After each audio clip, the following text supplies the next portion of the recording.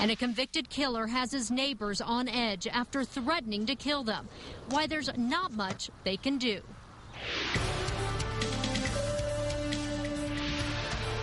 Good evening. You'd be worried too. Worried if your mentally ill neighbor who killed his mother 15 years ago was now threatening to kill again.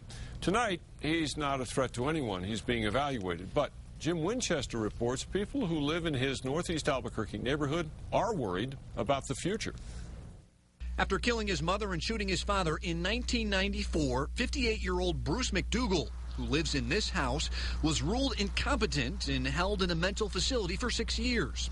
Eventually, he pled guilty to killing his mother and was sentenced to 5 years of probation and continued mental health treatment. Since that ended in 2005, McDougal has had no court oversight.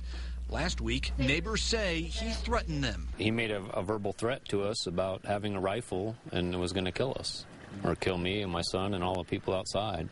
You know, so we took it very seriously, and that's when we called the police. He started threatening them to cut out their eyes and slash their mouths. Well, we have seen him with a machete.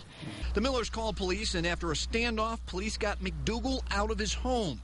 He's now undergoing a mental health evaluation. He's not charged with a crime.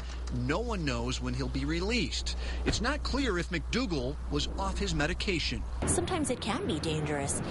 You are dealing with someone that has not been on their meds for who knows how long. You really don't know what you're getting yourself into. Police say there's not much they can do, but promise that if neighbors call them, they'll respond immediately. Back in the neighborhood, people are frightened. What are you going to do? Well, we just have to be very careful. We have to stay closer to home. We have to watch every step we make. Police say that this case underlines the need for a law that would require some mentally ill people to take their medications. Albuquerque had an ordinance to do that called Kendra's Law, but the state appeals last year threw it out. The local chapter of the National Alliance on Mental Illness and other advocates for the mentally ill opposed Kendra's Law. They say what's really needed is a comprehensive fix of the state's mental health care system. Dick, back to you.